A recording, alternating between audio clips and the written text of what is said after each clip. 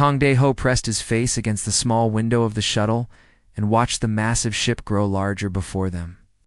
The Thalorian flagship was unlike anything he had ever seen, covered in flowing patterns that seemed to move like water.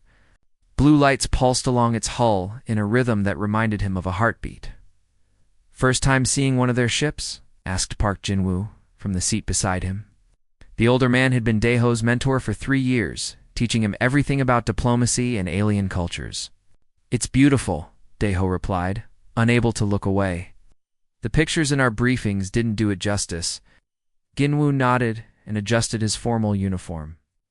"The Thalorians have been building ships for over 10,000 years. We've been in space for barely 50. Remember that when we meet them today." Dae-ho felt his stomach tighten with nerves. This was humanity's first official contact with the Thalorian Empire, one of the 3 major powers in this part of the galaxy. Earth's leaders had chosen a small team of diplomats to make the journey, and somehow Dae-ho had been selected despite his young age. "Are you nervous?" asked Lee So-min from across the aisle. She had been Dae-ho's friend since childhood, and now she served as their communications officer. A little, Dae-ho admitted. "What if we say something wrong? What if we accidentally insult them?" "Then we apologize and try again," Jin-woo said calmly. "The Thalorians invited us here. They want to meet us as much as we want to meet them." The shuttle docked with a soft thud. Dae-ho took a deep breath and followed Jin-woo through the airlock. The moment they stepped onto the Thalorian ship, he felt the difference. The air was slightly warmer and had a sweet smell like flowers. The walls curved in gentle arcs, and soft blue light came from everywhere and nowhere at once. A tall figure approached them. Dae-ho tried not to stare, but it was impossible not to be amazed. The Thalorian was humanoid, but clearly not human. Her skin was a pale blue color that seemed to glow from within. Her hair was silver and moved as if it were underwater. Her eyes were large and purple, with no visible pupils. "Welcome aboard the Starlight Eternal," she said in perfect English, though her voice had a musical quality that made each word sound like a song.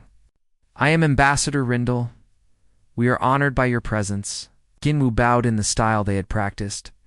"The honor is ours, Ambassador. I am Park Jin-woo, representing Earth's Unified Defense Corps. These are my colleagues Lee So-min and Kong Dae-ho." Rindle's expression was hard to read, but she seemed pleased. "Please, follow me. The reception is about to begin." They walked through corridors that felt more like art galleries than spaceship hallways. The walls showed moving images of alien landscapes and distant stars. Other Thalorians passed by, all tall and graceful, their blue skin glowing softly in the gentle light. "There will be many species represented today," Rindle explained as they walked. "The Thalorians believe in bringing different peoples together. However, there are some who question whether humans are ready for such gatherings." "What do you mean?" So-min asked. "You have not yet learned the ways of peace that come with age. Some worry that humans might bring their violent nature to the galaxy." Dae-ho felt a flash of anger but forced himself to stay calm. "We're here to learn and to make friends. We want peace." Rindle glanced at him with interest. "That is good to hear, young one." They entered a vast hall filled with beings from across the galaxy. Dae-ho had seen pictures of some of these species in his training, but seeing them in person was overwhelming. There were tall, thin creatures with too many arms, short beings covered in fur, and others that seemed to be made of living crystal. At the center of the hall stood a group of Thalorians who were clearly important. Their skin glowed brighter than the others, and they wore flowing robes that seemed to be made of light itself. In the middle of this group stood a female Thalorian, who was younger than the rest, but carried herself with obvious authority. "That is Princess Velinara," Rindle whispered. "The Emperor's daughter and heir to the throne." The princess was beautiful in a way that made Dae-ho's chest feel tight. Her blue skin was brighter than the others, and her silver hair was longer, reaching almost to her feet. When she turned to look at the human delegation, her purple eyes seemed to look right through him. "She studies your species," Rindle continued. "She finds humans interesting." The formal presentations began. One by one, each delegation was introduced to the gathering. When it was humanity's turn, Jin-woo stepped forward and spoke about Earth's desire for friendship and cooperation. His words were careful and diplomatic, exactly as they had practiced. But Daeho noticed something wrong. A figure in the crowd was moving differently than the others. While everyone else was focused on the ceremony, this being was slowly working its way closer to the royal group. Something about the way it moved made Daeho's training kick in. The figure reached into its robes and pulled out a small device. Daeho recognized it immediately from his military training. It was a weapon designed to look like a ceremonial object but deadly at close range. Without thinking, Daeho moved. He pushed through the crowd, ignoring the surprised sounds from the aliens around him. The assassin was raising the weapon toward Princess Velenara when Daeho tackled him from the side. They hit the ground hard. The weapon flew from the assassin's hand and skittered across the floor. Daeho used the fighting techniques he had learned. In Earth's military moves that were designed for quick, efficient combat, the assassin was strong, but he was not prepared for human fighting methods. In seconds, Daeho had the attacker pinned to the ground. The hall erupted in chaos as security forces rushed in. The assassin was revealed to be a Drakmori, a reptilian species known for their warrior culture. "You saved her life," Rindle said, her voice filled with amazement. "How did you know?" "He was moving wrong," Daeho replied, still breathing hard. Everyone else was watching the ceremony, but he was focused on something else. Princess Velenara approached them, her guards surrounding her. Up close, she was even more beautiful, but Daeho could see intelligence and strength in her eyes. "You have quick reflexes for such a young species," she said, her voice carrying the same musical quality as Rindle's, but with a warmer tone. "What is your name?" "Kong Daeho, Your Highness," he replied, trying to remember the proper way to address the Lorien royalty. "You may call me Velenara," she said, surprising everyone around them. "I would like to know more about the human who saved my life." Jinwoo appeared at Daeho's side, his face showing both pride and concern. "Your Highness, we are grateful that no harm came to you. However, this incident shows that humans have valuable instincts," Velenara interrupted. "I tell you, me, Kong Daeho, how did you learn to fight like that?" "Basic military training, Your Highness. All humans learn to defend themselves." "Fascinating. Your species prepares all its members for combat." "Not all," Daeho said carefully. "But many of us believe it's important to be ready to protect others." Velenara smiled, and when she did, her skin seemed to glow even brighter. "I would like to learn more about human military methods. Perhaps we could continue this conversation later." Before Daeho could answer, a new commotion arose at the far end of the hall. A Lorien officer was speaking urgently to the Emperor. The old ruler's face grew dark with worry. "What is it?" Velenara asked. "Your Highness," the officer said, "we have received reports of attacks on 3 of our colony worlds. The rebellion coalition has begun their assault." The Emperor stood tall, his presence commanding the attention of everyone in the hall. "All diplomatic missions are suspended immediately. We are now under martial law." Jinwoo stepped forward. "Your Majesty, if there's anything Earth can do to help, you have already helped by saving my daughter's life," the Emperor replied. "But this is a Thalorian matter. We'll handle it as we always have." As the hall emptied and the various delegations were escorted to their quarters, Daeho found himself walking beside Princess Velenara. Her guards kept a respectful distance, but he could feel their watchful eyes. "You humans are not what I expected," she said quietly. "What did you expect?"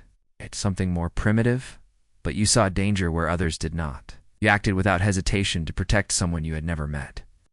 That speaks of a noble spirit." Daeho felt his cheeks grow warm. "I just did what anyone would do." "No," Velenara said, stopping to face him. "You did what a human would do, and I find that very interesting indeed." As they parted ways, Daeho couldn't shake the feeling that his life had just changed forever. The princess's words echoed in his mind, and he wondered what Jinwoo would say about getting involved with royalty. But as he settled into his quarters aboard the massive ship, with reports of war spreading across the galaxy, Daeho realized that choosing to stay uninvolved might no longer be an option for any of them. 3 days had passed since the reception, and Daeho felt like a prisoner on the beautiful ship. The Thalorian flagship was now in full military mode, with armed guards at every corner and constant activity in the corridors. All diplomatic missions were suspended, which meant the humans were stuck until the crisis ended. Deho stood in the observation deck watching the Thalorian fleet prepare for battle. Their ships moved in perfect formation like a deadly dance performed in the darkness of space. Everything was precise and orderly, following patterns that had been used for thousands of years. "They're beautiful," Soman said, joining him at the window. "But they move so slowly. What do you mean?" Deho asked. "Look at how they form up. Every ship has its exact position. They don't adapt or change. It's like they're following a script." Deho studied the formation more carefully. Soman was right. The Thalorian ships moved with perfect coordination, but there was no flexibility. If something unexpected happened, it would take them a long time to respond. "The young human speaks wisely," came a musical voice behind them. They turned to see Princess Velanara approaching. She wore a military uniform now, instead of her ceremonial robes, but she was still breathtaking. Her blue skin seemed to glow brighter when she was upset, and right now, she was practically shining. "Your Highness," Deho said, bowing slightly. "I didn't expect to see you here. I come here to think," she replied, moving to stand beside him. "At the window, and to wonder why we keep losing battles against enemies who should be weaker than us." "You're losing?" Lone asked, surprised. Velanara's expression grew dark. "The Rebellion Coalition has taken 2 more colonies. Their hit-and-run tactics are proving effective against our traditional formations." Deho watched the fleet movements again, this time thinking like a military strategist. "Your ships are powerful, but they're predictable. Rebels can hit you and run away before you can respond." "That is exactly what keeps happening," Velanara said with frustration. "Our admirals say that we must maintain honor in battle. We cannot stoop to the level of cowards who strike and flee. But if their tactics are working, maybe honor isn't." "Enough," Deho suggested carefully. Velanara turned to look at him with those large purple eyes. "What would humans do?" "We'd adapt," Soman said. "We'd learn from what they're doing and find a way to counter it." "Your species has experience with this type of warfare?" Velanara asked. Deho nodded. "Throughout our history, smaller forces have defeated larger ones by using speed and surprise. Call it guerrilla warfare." "Tell me more," Velanara said, her interest clearly growing. Over the next hour, Deho explained some of Earth's military history. He told her about Admiral Yi Sun-sin, who used small, fast ships to defeat much larger enemy fleets. He described how small groups of fighters could harass and weaken large armies through surprise attacks. "This is fascinating," Velanara said, "but our military leaders would never accept such tactics. They have been using the same strategies for centuries." "That's the problem," Deho said gently. "Sometimes you need to try something new." Back there. Conversation was interrupted by the arrival of a Thalorian officer. "Your Highness, your father requests your presence in the command center. There has been another attack." Velanara's skin flared brighter with anger. "Which colony?" "Kepler 7. Your Highness, the mining operation there has been completely destroyed." After the officer left, Velanara stood quietly for a long moment. That colony supplied rare metals for our ship construction. Without it, we cannot build new vessels. "The rebels are smart," Deho observed. "They're not just attacking randomly. They're targeting your supply lines." "How do you know this?" "It's what we would do. Cut off your enemy's resources, and they become weaker over time." Velanara studied him carefully. "You think like a warrior, but you're supposed to be a diplomat." "On Earth, sometimes they're the same thing," Deho replied. That evening, Deho was surprised to receive an invitation to dine with the princess. The dining hall was smaller than the great reception room, but still impressive. The walls showed moving images of beautiful Thalorian worlds, and soft music played from hidden speakers. "I have been thinking about our conversation," Velanara said as they ate. The food was strange but delicious, with flavors Deho had never experienced. "You said humans adapt to new situations. How do you learn to do this?" "Practice, I suppose. And we study history to learn from the past." "I have been studying human history," Velanara admitted. "Your species has survived many conflicts by being flexible and creative. You've been studying us?" "For months. Ever since we learned of your existence, I find humans very interesting. You are young, but you have accomplished much in a short time." Deho felt warm under her gaze. "We've had good teachers, and we've made many mistakes." That is another thing I find remarkable. Humans seem to learn from their mistakes, instead of repeating them. Don't the Thalorians do the same? We have traditions, Velinara said carefully. ways of doing things that have worked for thousands of years. Change comes slowly to us. But if those ways aren't working anymore, then perhaps it is time to learn new ones, she finished. You know, I've been thinking about your Admiral Yu Sun-sin. He defeated a much larger enemy fleet with innovative tactics. He used the geography to his advantage, Deho explained. And he understood that in war, the goal is to win, not to look honorable while losing. Velinara laughed, a sound like silver bells. My father would not appreciate that philosophy. Maybe your father doesn't need to know everything right away, Deho suggested with a smile. Their conversation was interrupted by an urgent alarm. Red lights flashed throughout the ship, and they could hear running footsteps in the corridors outside. What's happening? Deho asked. Before Velinara could answer, Ambassador Rindle burst into the room. Your Highness, we're under attack. Enemy ships have somehow gotten past our outer defenses. How is that possible? Velinara demanded. There. Using small, fast vessels. They appeared out of nowhere and are targeting our communication arrays. Deho stood up quickly. They're trying to cut off your ability to coordinate with the fleet. You need to get to the command center, Rindle said to Velinara, and the human should return to his quarters for safety. No, Velinara said firmly. He comes with me, Your Highness. That is not proper protocol. ... The protocol is not working, Velinara replied. Maybe it's time to try something new. The command center was chaos when they arrived. Officers were shouting reports while displays showed the battle raging outside. The Thalorian fleet was trying to form defensive positions, but the enemy ships were too fast and too unpredictable. Status report, Velinara demanded. 7 small vessels attacked our communication ship, an officer reported. They destroyed it and vanished before we could respond. Now they're hitting our supply convoy. Where's the main fleet? Deho asked, forming. Into defensive formation, Beta 7, the officer replied. Deho watched the tactical display with growing alarm. They're doing exactly what the enemy wants them to do. Those ships will be sitting targets. What do you mean? Velinara asked. The rebels are forcing your fleet into a defensive position. Once they're formed up, the enemy will know exactly where to hit them. Then what would you suggest? Asked a new voice. They turned to see Emperor Throkovel himself entering the command. Senta, the old ruler, looked tired but determined.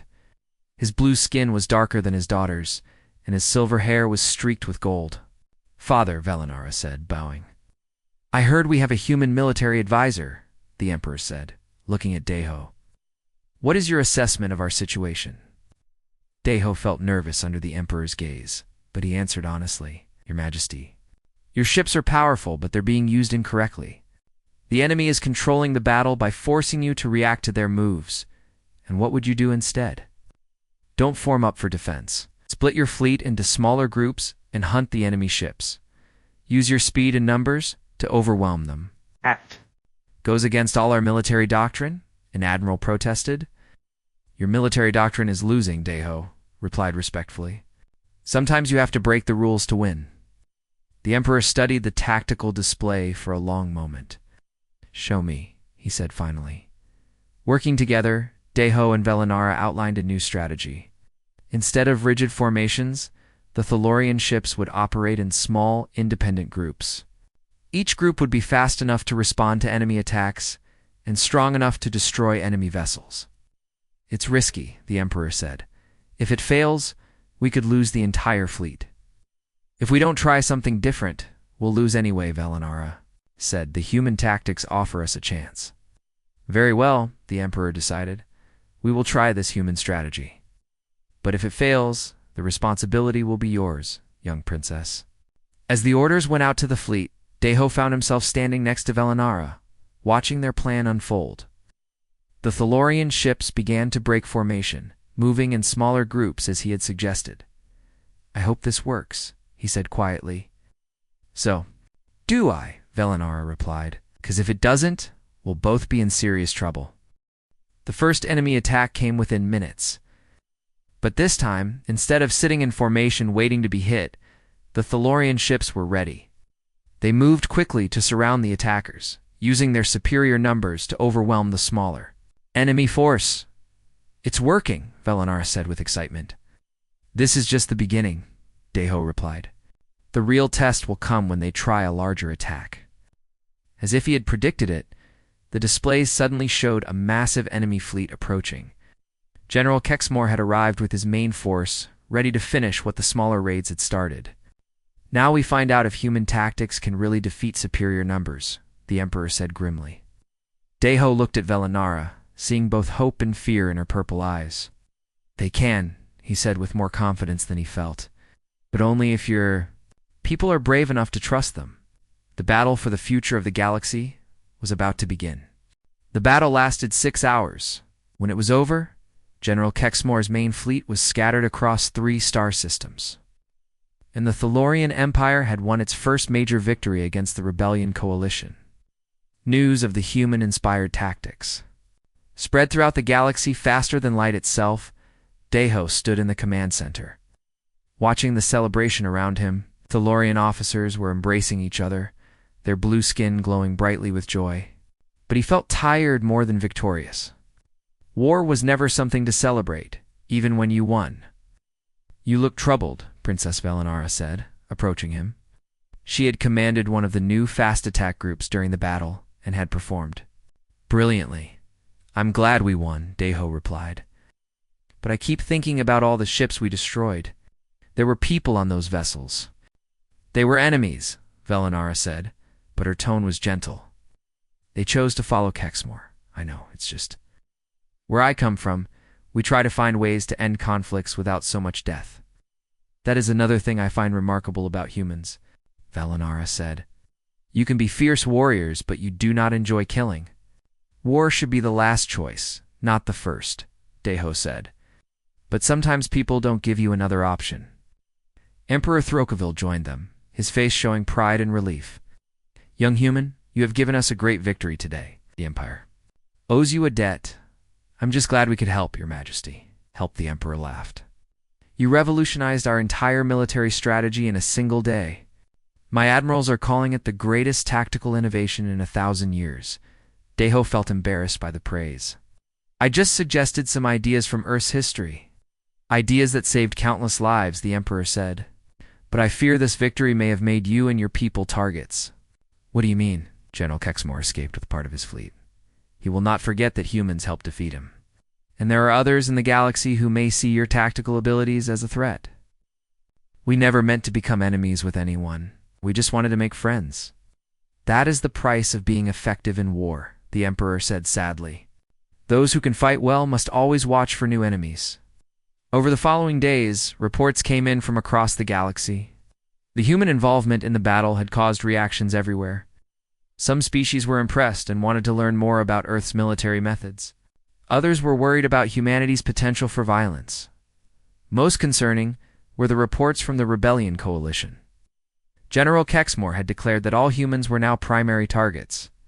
Any human found in space would be attacked without warning. "This is my fault," Deho said to Jinwu as they walked through the ship's gardens.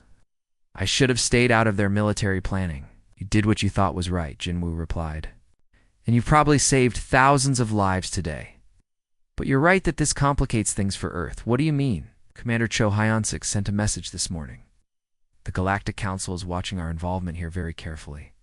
How we handle this situation will determine humanity's future in galactic politics." Deho sat down on a bench beside a pool of water that seemed to glow from within. "I never wanted to be responsible for Earth's future." "None of us did," Jinwu said, sitting beside him. "But that's the burden of being the first humans to meet other intelligent species. Everything we do reflects on our entire planet." "There's something else," Deho said quietly. "I think I'm falling in love with Princess Velinara." Jinwu was quiet for a long moment. "I suspected as much. The way you two look at each other during the strategy sessions is quite obvious. You told me to stay away from royal blood. I did, and it's still good advice. But I've been watching her, and I think she cares about you too. That makes it worse, doesn't it?" "Much worse," Jinwu agreed. A romance between a human and the Thalorian princess would have political implications across the galaxy. Some would see it as humans trying to gain influence through marriage. Others would see it as weakness, Deho said. A princess who falls for an alien. What are you going to do? I don't know, but I know I can't stop caring about her. That evening, Deho was invited to another strategy meeting. The war was far from over, and intelligence reports suggested that General Kexmore was gathering allies from other species. The situation is becoming more complex, Ambassador Rindle explained to the group. The Drakmori have officially joined the rebellion, so have the Zephyrians and the Void Hunters. That's 3 major species, Velinara said with concern. They could field a fleet larger than anything we've seen. Why are they joining Kexmore? Deho asked. Because of you, Rindle replied bluntly. Your tactical innovations proved that humans could change the balance of power in the galaxy. Some species find that threatening, so they're not just fighting the Thalorian Empire anymore, Deho realized. They're fighting to prevent humanity from becoming influential. Exactly. This is no longer just a rebellion. It's a war to determine the future structure of galactic civilization. Emperor Throkavel stood up slowly. Which brings us to a difficult decision. The safest thing for the Empire would be to send the humans home immediately, without human involvement. Some of the rebel species might return to neutrality. But Father, Velinara protested, we need their tactical knowledge. Without it, we'll lose the war. I know, the Emperor replied, which is why I'm offering Earth a formal military alliance. But I want the humans to understand what they're agreeing to. This will make enemies of half the galaxy. All eyes turned to Deho. He felt the weight of the decision on his shoulders. I can't speak for Earth's government, he said carefully, but I can tell you what I think we should do.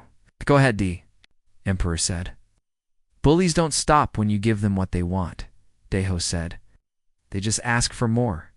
If these species are willing to start a war to prevent humans from having friends, then they were never going to leave us alone anyway. You're saying we should fight? I'm saying we should stand by our allies. Al.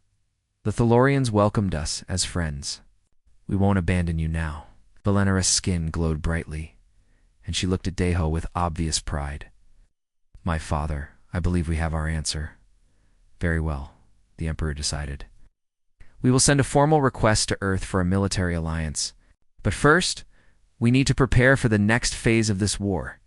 The meeting continued for hours, planning defenses and supply routes, but Deho found it hard to concentrate. Every time he looked at Velinara, he felt a mixture of pride and worry. She was beautiful and intelligent, but she was also a princess. In the middle of a war, after the meeting, she walked with him to the observation deck.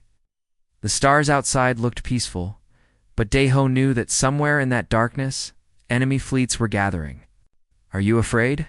Velinara asked. Yes, Deho admitted, but not of the war.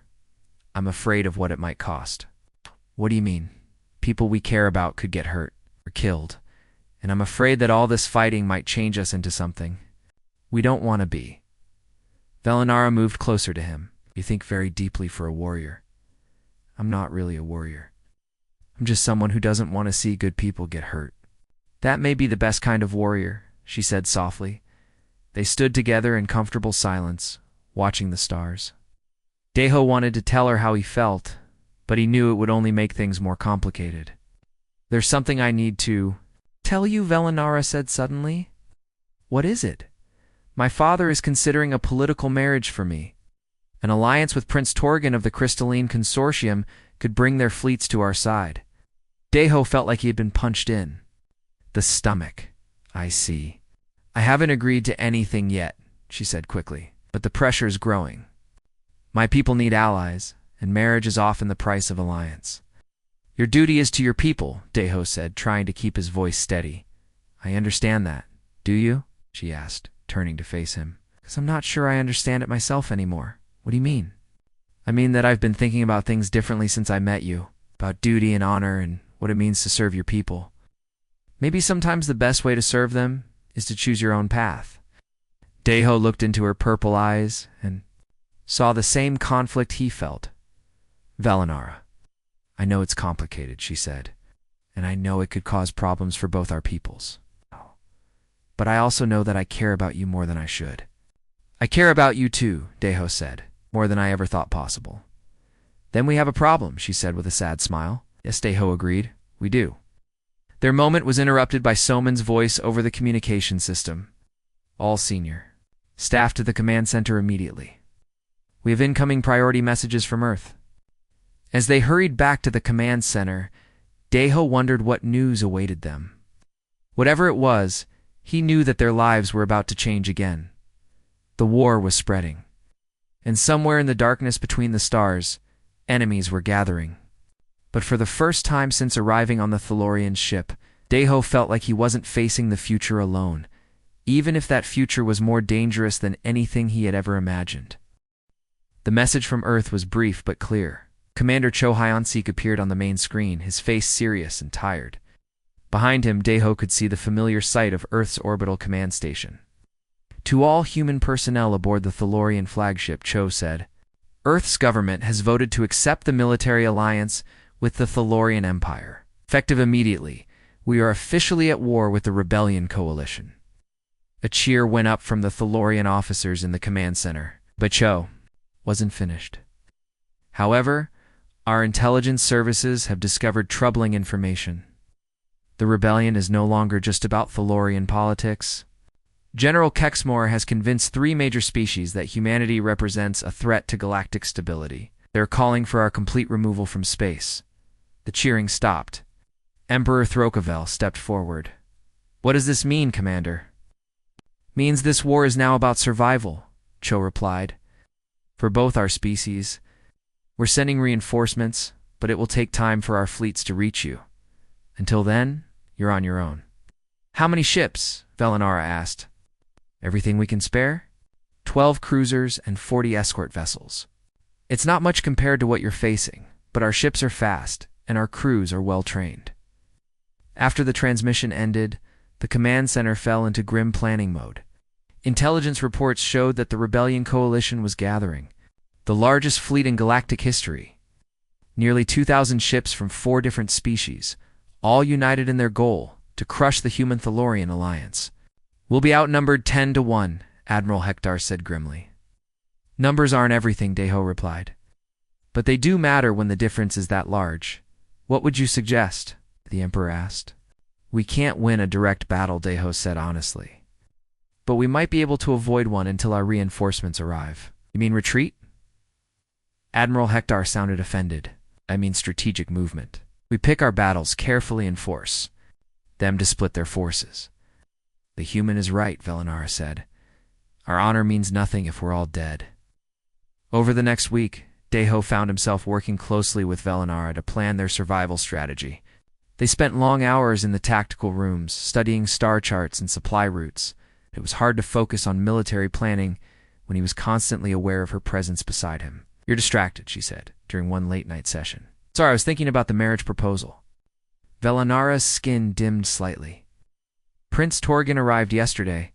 My father wants me to meet with him tomorrow, and will you? I have to. It's my duty. She paused, but I don't want to.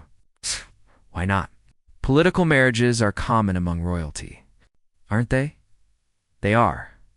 But I've never been in love before. The words hung in the air between them. Deho felt his heart racing. Velinara. I know it's impossible, she said quickly. A human and a Thalorian princess. But the political complications alone would be enormous. That's not what worries me, Deho said. Then what does? I'm afraid that loving you will make me a liability in this war. I'll make bad decisions because I'm more worried about keeping you safe than winning battles.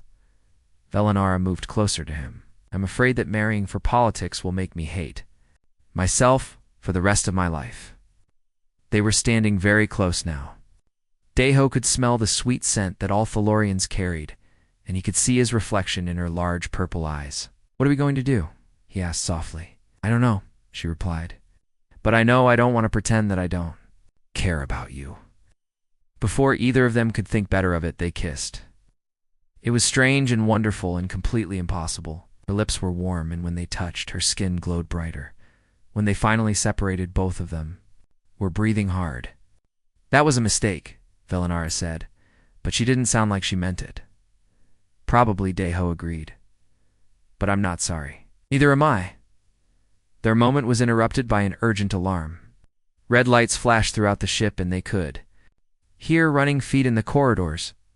What now? Deho muttered. They rushed to the command center to find chaos. Officers were shouting reports while displays showed multiple enemy fleets approaching from different directions. Status report, Velinara demanded. Two separate attack forces, Admiral Hector replied. They're coming from 3 different systems simultaneously. We can't avoid all of them. It's a trap, Deho realized. They're forcing us to fight.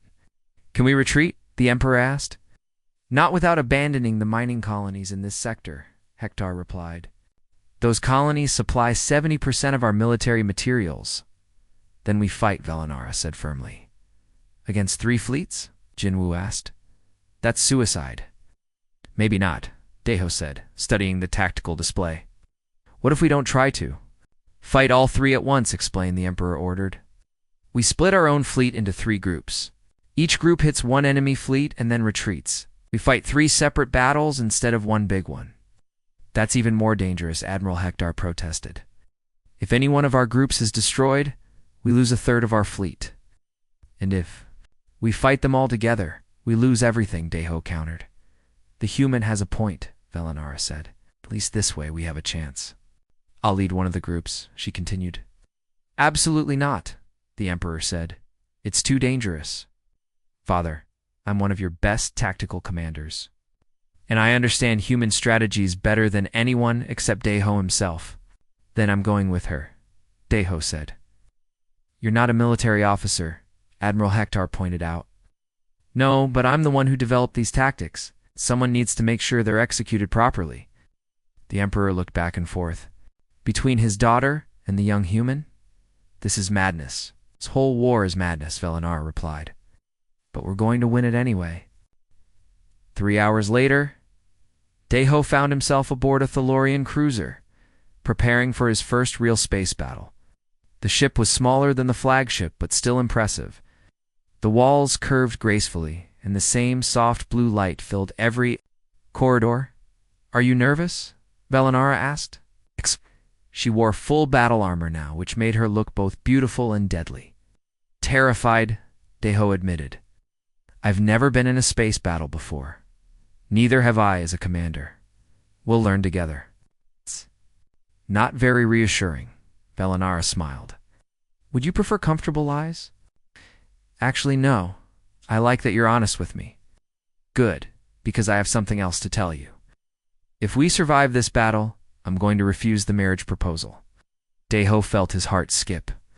Velinara, you can't do that just because of me. I'm not doing it just because of you. I'm doing it because I finally understand what my father meant when he said that true leadership sometimes means breaking with tradition. Your people need allies. My people need leaders who make decisions based on what's right, not just what's expected. And marrying someone I don't love while ignoring my feelings for someone I do love is not right. The political consequences will be what they are. We'll deal with them together. The battle began an hour later. Velinara's group engaged the smallest of the 3 enemy fleets, but even the smallest was larger than their own force. The fighting was fierce and chaotic, nothing like the orderly formations Deho had seen in the previous battle. Torpedo spread incoming, the weapons officer reported. Evasive maneuvers, Velinara ordered. Pattern Delta 7. The ship twisted and rolled, avoiding most of the enemy fire. But one torpedo got through, and the impact sent Deho flying. Across the bridge? Are you hurt? Velinara asked, helping him up. I'm fine, Deho said, though his head was ringing. How are we doing? We're holding our own, but barely. The battle continued for 2 hours. Velinara's tactical skills, combined with the flexible human strategies, allowed them to inflict heavy damage on the enemy fleet, while avoiding destruction themselves. But it was a close thing. Enemy fleet is retreating, the sensor officer reported. Them go, Velinara ordered. We need to regroup with the other squadrons. As the enemy ships disappeared into hyperspace, Deho felt a mixture of relief and exhaustion. They had won, but the cost had been high. 3 Thalorian ships were destroyed, and many others were badly damaged. Status report from the other groups, Velinara asked. Admiral Hector's group destroyed most of their targets, the communications officer replied, but Group 3 took heavy losses. Admiral Relkin's flagship was destroyed. Velinara's skin dimmed with sadness. He was a good officer, Deho agreed, but his sacrifice saved the mining colonies. Is it worth it? Velinara asked. Quietly. All this death and destruction? I don't know, Deho replied honestly. But I know that if we don't fight, even more people will die. Kexmore and his allies won't stop with the Thalorian Empire. They'll keep going until they control the entire galaxy. Then we keep fighting. Yes, we keep fighting. As their damaged fleet limped back toward the main base, Deho and Velinara stood together on the bridge watching the stars. The war was far from over, and harder battles lay ahead. But for the first time since the conflict began, Deho felt like they might actually have a chance to win, and he no longer had to pretend that he didn't love the alien. Princess fighting beside him. 2 weeks after the three-fleet battle, intelligence reports brought the worst possible news. General Kexmore had found something that could end the war in his favor. On a dead world called Kepler 4, for to see, deep beneath its frozen surface, lay a weapon built by an ancient race known as the Architects. The weapon is over 50,000 years old, Ambassador Rindle explained to the gathered commanders, according to our historical records. It was created by a species that vanished long before any of our civilizations existed. What kind of weapon? Deho asked. The kind that can destroy entire star systems? Emperor Throkavel replied grimly. Our ancestors found it once, thousands of years ago. They were wise enough to leave it alone. But Kexmore isn't that wise, Velinara said. If he activates that weapon, he could wipe out our entire fleet with a single shot. Or destroy our homeworlds, the Emperor added. The weapon doesn't distinguish between military and civilian targets. Deho studied the star chart showing Kepler 446's location. The planet was at the edge of the galaxy, surrounded by dangerous asteroid fields and radiation storms. How long until he reaches it? Our scouts estimate 3 days, Admiral Hector replied. Maybe 4 if the radiation storms slow him down. And how long would it take us to get there? Same amount of time if we leave immediately? Arrive at roughly the same moment as his fleet, and we have to stop him before he reaches the surface, Deho said. With what? Jinwoo asked. Our reinforcements from Earth are still 2 weeks away. We have maybe 200 ships. Kexmore has over 1,000. Numbers won't matter if he gets that weapon, Velinara pointed out. We have to try. The Emperor was quiet for a long moment, staring at the tactical displays. There's something else, he said finally. Something our historians discovered in the old records. What is it, Father? The weapon isn't just a tool of destruction. It's a test. The Architects designed it to judge any species that found it. Those who tried to use it for conquest were destroyed by their own greed, but those who proved their wisdom. What happened? To them, Deho asked. They were given a choice. Use the weapon to dominate the galaxy, or destroy it forever and earn the respect of all civilized species. How do we know this? Velinara asked suspiciously. Because one species passed the test. The Emperor replied, they chose to destroy the weapon rather than use it. That species became the founders of the Galactic Council. The room fell silent as everyone absorbed this information. Finally, Deho spoke. So if we can reach the weapon before Kexmore, we can destroy it and end this war, Velinara finished. But only if we can get past his entire fleet first. It's suicide, Admiral Hector said bluntly. We'd be outnumbered 5-1. Maybe not, Deho said, an idea forming in his mind. What if we don't try to fight his whole fleet? The Emperor ordered. Kexmore will bring his main force to protect the weapon site, but he'll also need to send teams down to the surface to activate it. What if we let him land, then cut off his escape route? You want to trap him on the planet? Velinara asked. Exactly. While he's underground trying to activate an ancient weapon, we destroy his fleet in orbit. Then we go down and stop him ourselves. That's assuming we can destroy a fleet 5 times. Our size, Admiral Hector pointed out. We've done it before, Velinara said. Human tactics have worked every time we've used them. This is different, Jinwoo warned. If we fail, there won't be anyone left to try again. Kexmore gets a weapon that can destroy star systems, Deho replied. I'd rather die fighting than live as slaves. The Emperor looked around the room at his commanders and advisors. All in favor of the attack. Every hand went up, including Jin Wu's. Then we go to war one last time, the Emperor declared. The journey to Kepler 440c took 3 days through some of the most dangerous space in the galaxy. Radiation storms buffeted their ships, and asteroid fields forced them to travel slowly. But it also meant that Kexamore's fleet was facing the same problems. During the journey, Deho spent most of his time with Velinara, planning the assault. But he also found quiet moments to talk about other things. Are you afraid? She asked one evening, as they watched the stars from the observation deck. Terrified, Deho admitted. But not just of dying. What else? I'm afraid of failing. If we don't stop Kexmore, millions of innocent people could die. You carry too much weight on your shoulders, Velinara said gently. This war isn't your responsibility alone, maybe not. But I'm the one who suggested the tactics that brought us this far. If they fail now, then we'll fail together, Velinara said, taking his hand. And at least we'll know we tried. I love you, Deho, said suddenly. I know it's crazy, and I know it complicates everything, but I needed to say it. I love you too, Velinara replied. And when this war is over, we'll figure out how to make it work? Promise? Promise. They arrived at Kepler 440c to find Kexmore's fleet already in orbit around the dead planet. The enemy ships were positioned defensively, protecting the transports that were landing on the surface. He's already started the excavation, the sensor officer reported. Multiple dig sites across the northern continent. How long until he reaches the weapon? Velinara asked. Unknown. The facility is buried deep, and it's protected by the planet's automated defenses. Then we have time, Deho said, but not much. The battle began with a coordinated strike on the enemy fleets. Communication ships. Without communications, Kexmore's forces couldn't coordinate their defense properly. It was the same tactic the rebels had used against the Thalorians at the beginning of the war. Ironic, Velinara commented as enemy ships struggled to reform their lines. What is?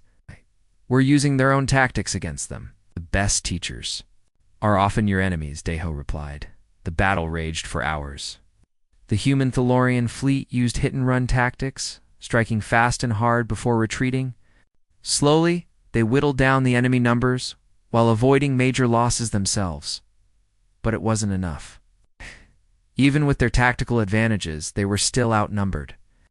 For every enemy ship they destroyed, 2 more took its place. We're losing, Admiral Hector reported.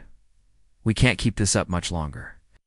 How much longer until Earth's reinforcements arrive? Deho asked. 10 hours at minimum, Soman replied from her communications station. We don't have 10 hours, Velinara said. Sensors show that Kexmore's teams have reached the outer chambers of the weapon facility. Then we go to the surface, Deho decided. A small team can infiltrate the facility while the fleet keeps the enemy busy. That's suicide, Ginwu protested. The surface is crawling with enemy troops. Maybe, but it's our only chance. I'm going with you, Velinara said. No, her father said firmly. I won't risk the heir to the throne on such a dangerous mission. Father, I'm the best tactical commander we have aside from Deho. And someone needs to represent the Thalorian Empire when we face whatever tests the architects left behind. She's right, Deho said. According to your historical records, the weapon responds to representatives of different species working together. I can't do this alone. The Emperor looked at his daughter for a long moment. If you die down there, then you'll know I died. Doing my duty, Velinara replied. Just as you taught me. An hour later, Deho and Velinara were aboard a small stealth ship, heading for the planet's surface. They were accompanied by 12 elite Thalorian soldiers and Saman, who would handle communications with the fleet. Landing zone is 2 kilometers from the main excavation site, the pilot reported. Enemy patrols are heavy, but we should be able to avoid them? Should be, Deho asked. Nothing is certain on a battlefield. The pilot replied with a grim smile. They landed in a crater that had been carved out by centuries of meteor impacts. The planet's surface was frozen and barren, with a thin atmosphere that required breathing masks. In the distance, they could see the lights of Kexmore's excavation equipment. Energy readings are off the charts, Soman reported. Whatever they found down there, it's definitely not dead. Then we'd better hurry, Velinara said, as they made their way across the frozen landscape.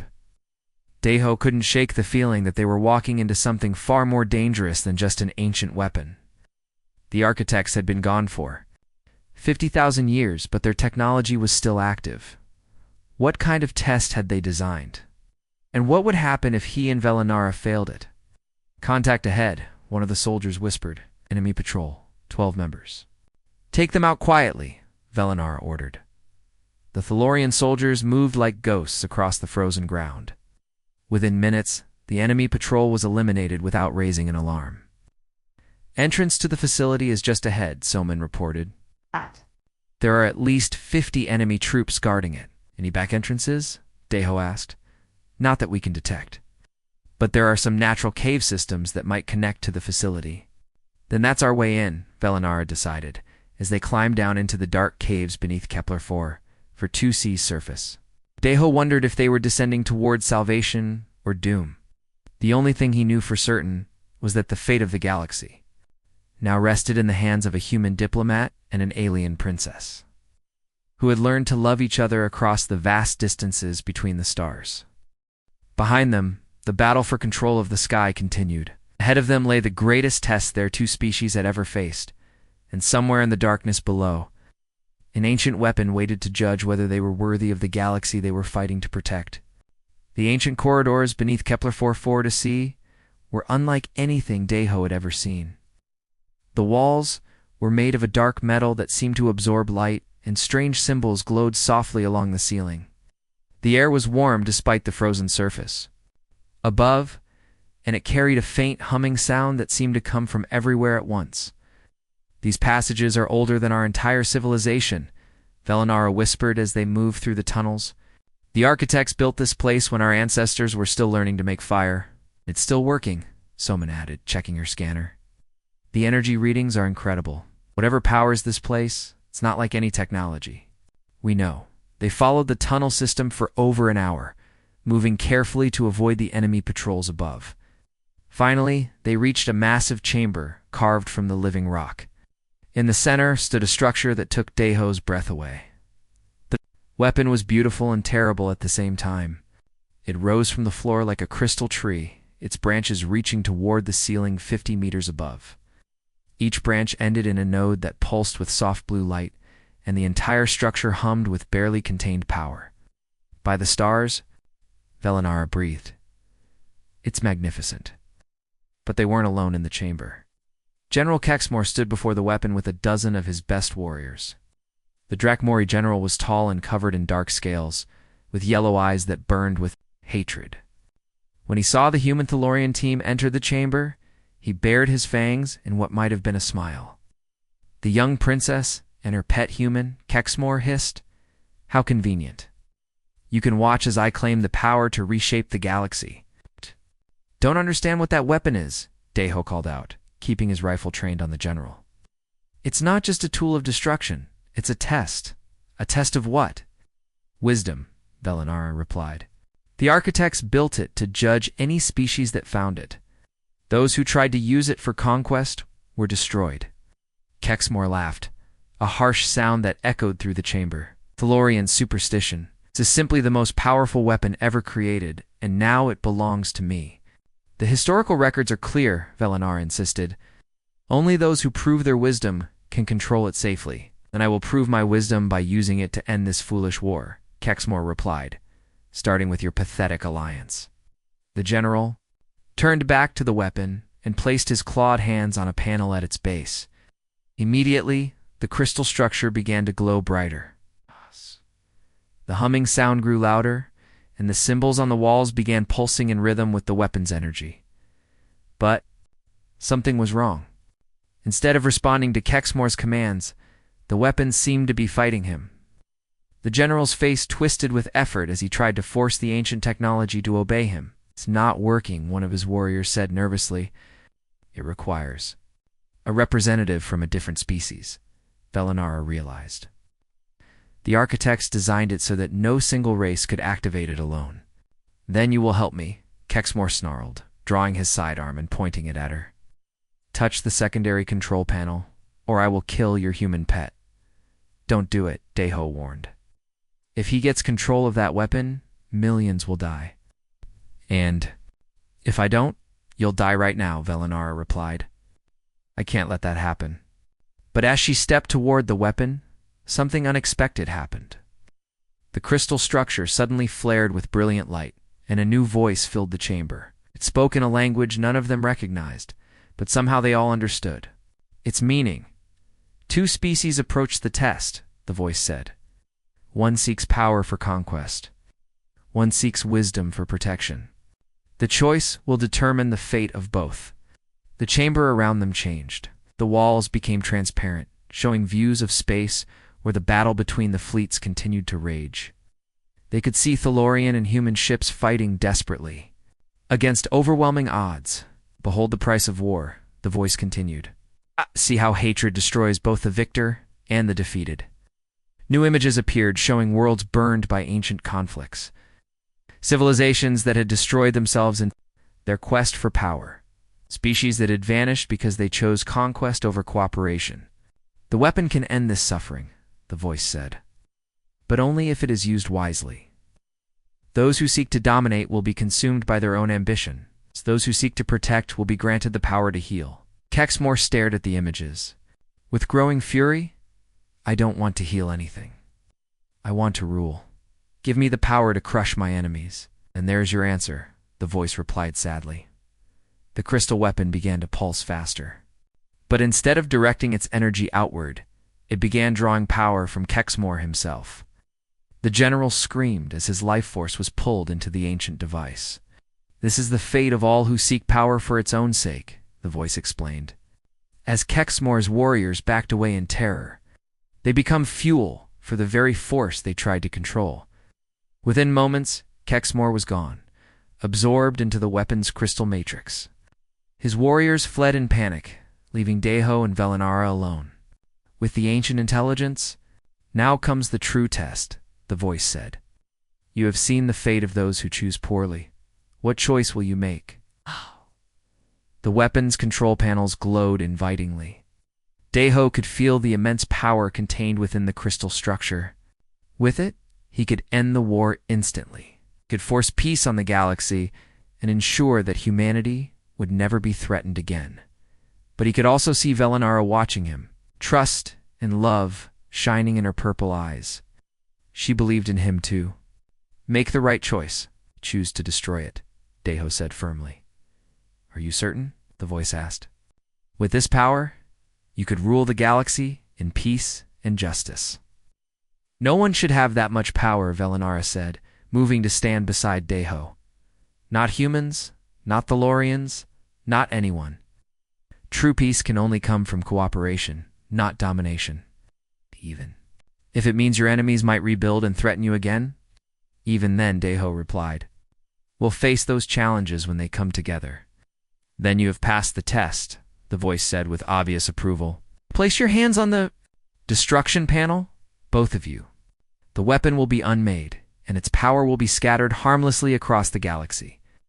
Deho and Velinara looked at each other, then placed their hands together on the crystal panel. The moment they touched it, the weapon began to dissolve. The crystal branches crumbled into sparkling dust that was absorbed into the chamber walls. The test is complete, the voice said, as the ancient structure collapsed into nothingness. Your species have proven themselves worthy of the galaxy's respect. May you use this wisdom well. The chamber shook as the weapon's destruction sent shockwaves through the planet. Above them, they could hear the sounds of the enemy forces retreating in confusion and fear. It's over, Velinara said, hardly believing it. The war is over, Deho agreed, but everything else is just beginning. They made their way back to the surface to find that the destruction of the weapon had indeed ended the conflict. Kexmore's fleet, learning of their general's death and the weapon's destruction, it surrendered to the combined human-Thalorian forces. 3 months later, Deho stood on the observation deck of a new ship that had been built jointly by human and Thalorian engineers. The wedding ceremony had been the largest diplomatic event in galactic history, with representatives from dozens of species attending. Any regrets? Elinara asked, joining him at the window. She wore a simple white dress instead of her royal robes, but she was more beautiful than ever. About marrying an alien princess and starting a galactic alliance. Deho smiled. Not a single one. Even though it means you can never go home to Earth. Earth isn't my home anymore, Deho replied, taking her hand. Home is wherever you are. Through the window, they could see the construction of a new space station where the old weapon facility had been. It would serve as a joint human-Thalorian research center dedicated to peaceful exploration of the galaxy. Message coming in from the Galactic Council. Showman announced from her new position as head of interspecies communications. There. Formally recognizing the Human-Thalorian Alliance and offering us seats on the council, what should we tell them? Elinara asked. That we accept, Deho replied, but on one condition. Which is? That we work together to make sure no one ever faces the choice we faced on that planet. War should always be the last option, not the first. As their ship moved through the stars toward their new home, Deho reflected on how much had changed since that first day on the Thalorian flagship. He had saved a princess from an assassin and ended up changing the course of galactic history. What are you thinking about? Elinara asked. Jinwoo's advice about staying away from royal blood, Deho replied with a laugh. And he was right, that it would be complicated. But he was wrong about one thing. What was that? Sometimes the most complicated choices lead to the best outcomes. Elinara smiled and leaned against his shoulder. I love you, my impossible human husband. I love you too, my brilliant alien wife. Behind them, the communications station crackled with reports of new challenges arising in distant sectors of the galaxy.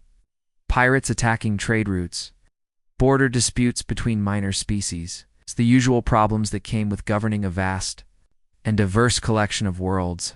But for the first time in galactic history, these challenges would be met not by single species acting alone, but by an